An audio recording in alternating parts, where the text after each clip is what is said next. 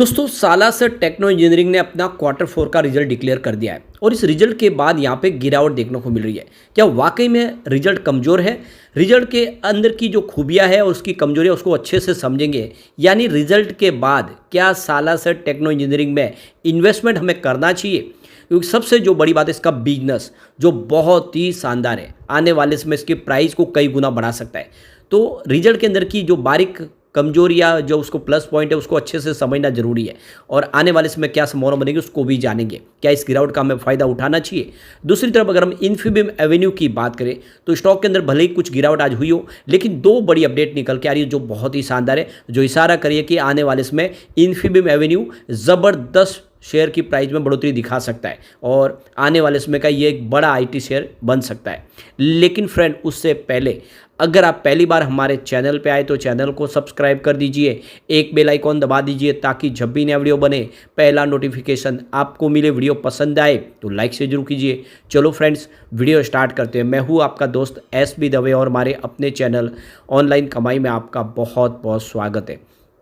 तो सबसे पहले सालासर टेक्नो इंजीनियरिंग के कारोबार की बात करें तो स्टॉक की शुरुआत ही आज निगेटिव हुई 20.50 पर, क्लोजिंग कल की 20.60 के आसपास थी और इसके पीछे वजह की बाजार में भी कमजोरी थी और इसमें दबाव देखने को मिल गया। ऑलरेडी देखें तो काफ़ी लोग हैं जो रिजल्ट को अच्छे से समझ नहीं पाए, इस वजह से गिरावट का माहौल बना। तो 19.70 का इंट्राडे में लो बना, स्टॉक 20 के स्तर को तोड़ा, लेकिन अच्छी बात यह कि क्लोजिंग 20 के आसपास रही 20.15 पर, जहाँ पे हमें 2.18% की गिरावट देखने को मिली। स्टॉक फिर से आराम से संभल सकता है।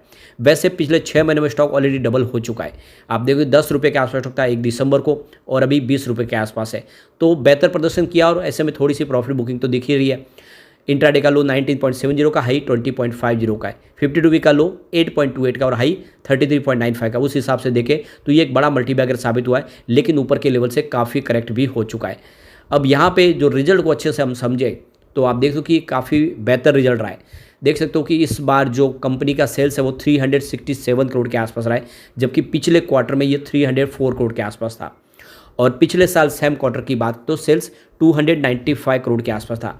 तो सेल्स बिल्कुल बड़ा है, चाहे आप क्वार्टर ऑन क्वार्टर बेसिस पे देख ले या ईयर ऑन बेसिस पे देख ले। इसके अलावा अगर आप सितंबर जून के क्वार्टर में सेल्स भी देखें तो भी बेहतर है, यानी लगातार पिछले 4-5 क्वार्टर में सबसे शानदार इस बार सेल्स रहा है।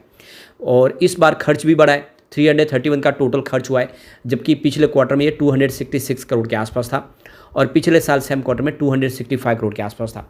तो कंपनी का जैसा सेल्स बढ़ा उस हिसाब से खर्च में भी वृद्धि हुई है। अब कंपनी के ऑपरेटिंग प्रॉफिट की बात करें तो इस बार 36 करोड़ का ऑपरेटिंग प्रॉफिट है। पिछले क्वार्टर में ये 37 करोड़ के आसपास था। तो पिछले क्वार्टर के मुकाबले थोड़ा सा ऑपरेटिंग प्रॉफिट देख सकते हो कि प्रॉफिट में कमी आई है। पिछले साल सेम क्वार्टर में 30 करोड़ के आसपास था। तो ईयर ऑन बेसिस पे तो ऑपरेटिंग प्रॉफिट बढ़ा है, लेकिन क्वार्टर ऑन क्वार्टर बेसिस पे थोड़ा सा कम हुआ है। अभी अब अदर इनकम देखिए, इस बार 2 करोड़ की अदर इनकम हुई है। पिछले क्वार्टर में अदर इनकम नहीं थी और पिछले साल सेम क्वार्टर में 1 करोड़ की अदर इनकम थी। इस बार अदर इनकम थोड़ी सी बड़ी है।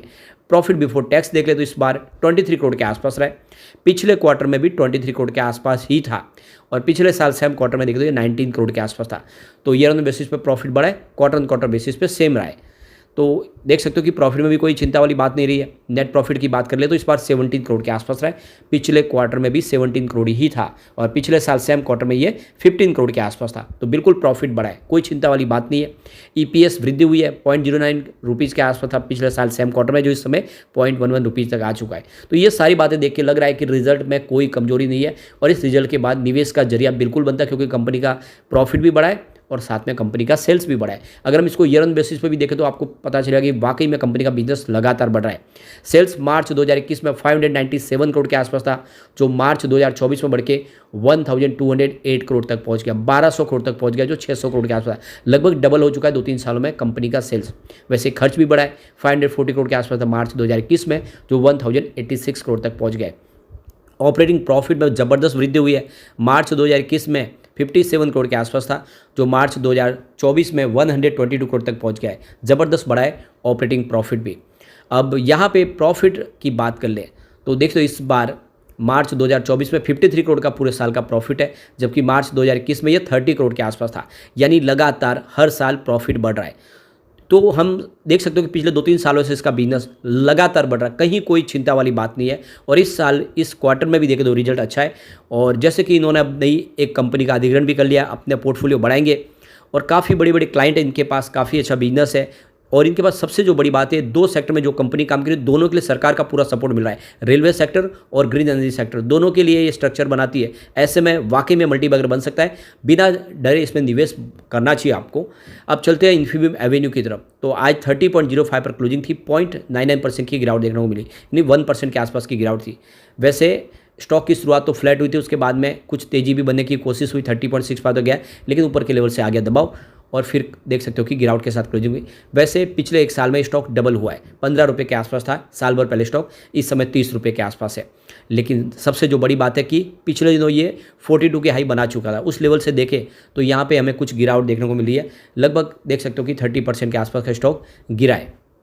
इसकी ऑल टाइम हाई भी देखें तो 60 के आसपास है, उस हिसाब से स्टॉक अभी अपनी ऑल टाइम हाई से आधी कीमत में मिल रहा है, तो बिल्कुल एंट्री का मौका बनता है। जैसे इसमें एक ट्रिगर बनेगा ये स्टॉक दौड़ेगा।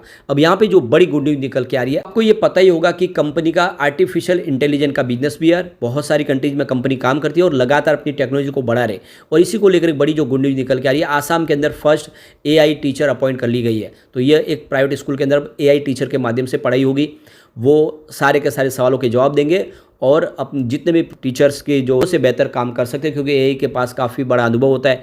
तो अब एक नया जॉब क्रिएट हो रहे, आर्टिफिशियल इंटेलिजेंस के माध्यम से स्कूलों में पढ़ाई शुरू हो जाएगी। तो अब अपॉर्चुनिटी बहुत दिखाई दे रही है, हर सेक्टर में AI का योगदान बढ़ने लगा है, और ये कंपनी के लिए गोल्डन अपॉर्चुनिटी है, क्योंकि सेक्टर की ये पुरानी कंपनी है और ये आगे बहुत सारे मौके निकल के आ रहे हैं। इस समय ये आर्टिफिशियल इंटेलिजेंस का बिजनेस के दम पे काफ़ी शानदार प्रदर्शन कर सकता है, और अब शुरुआत हो चुकी है, और भी बहुत सारे अलग अलग सेक्टर के अंदर AI के माध्यम से ही कामकाज शुरू होगा। तो कुल मिला के इसके लिए एक बिजनेस की अपॉर्चुनिटी अच्छी है। एक जो बड़ी गुड न्यूज और निकल के आ रही है, देख सकते हो कि RBI की तरफ से जो रिपोर्ट जारी किया उसमें कहा गया कि जो 5 डिजिटल ट्रांजैक्शन टोटल होते हैं उसमें से 4 देखें तो UPI के माध्यम से हो रहे हैं, और आपको ये पता ही होगा कि इसको UPI की परमिशन RBI की तरफ से मिल चुकी है। RBI ने इनको नोट दे दिया। आप देख सकते हो कि ये भी जल्द ही गूगल पे, फ़ोन पे जैसी सर्विस शुरू करने जा रहे हैं, तो ये इनके लिए काफ़ी अच्छा मौका है। आप देख सकते हो कि रिजर्व बैंक ऑफ इंडिया की तरफ से जो रिपोर्ट जारी किया उसमें कहा गया है कि यहाँ पे जो मार्केट शेयर है फाइनेंशियल ईयर 2024 के अंदर वो देखें तो 73.4% तक आप जो था 2023 में वो बढ़ के 2024 में 79.7% तक पहुंच गया है। ज़बरदस्त वृद्धि हो रही है, और 2020 की बात करिए मात्र 36.8% के आसपास था। तो अब जितने भी डिजिटल ट्रांजेक्शन वो UPI के माध्यम से हो रहे हैं, और इसके पास UPI का जो बिजनेस है वो इसके लिए गेम चेंजर साबित हो सकता है। ऐसे में लग रहा है कि स्टॉक आने वाले समय एक बहुत ही ज़बरदस्त रिटर्न दे सकता है। लॉन्ग टर्म इन्वेस्टर के लिए अच्छा मौका है कि खरीदारी करें। एक बार पिवट लेवल को भी चेक कर लेते, तो यहाँ से अगर गिरावट होती है तो 31 का पहला सपोर्ट है, ये टूटा तो स्टॉक 29 तक जा सकता है, गिरावट और बढ़ी तो 25 तक जाने की संभावना। अब इसमें पॉजिटिव माहौल बना तो 37 का फर्स्ट रेजिस्टेंस है, इसको पार करते ही 41 तक जा सकता है, यानी जो पूरा यानी हाई है उसके आसपास जा सकता है, और उसको पार करते ही तीसरा रेजिस्टेंस 44 के आसपास है, यानी एकदम शानदार तेजी बन सकती है। ऐसे में लॉन्ग टर्म इन्वेस्टर के लिए अच्छा मौका है कि खरीदारी करें। आने वाले समय इन्फीबीम एवेन्यू आपको मालामाल कर सकता है। लेकिन फ्रेंड, कोई भी इन्वेस्टमेंट करने से पहले अपने फाइनेंशियल एडवाइजर बड़े ले ले या अपना खुद का रिसर्च करें, क्योंकि मैंने वीडियो आपके एजुकेशनल पर्पज़ के लिए ही बनाया। वीडियो पसंद आए तो लाइक से जरूर कीजिए और चैनल को सब्सक्राइब कर दीजिए। Thank you friends.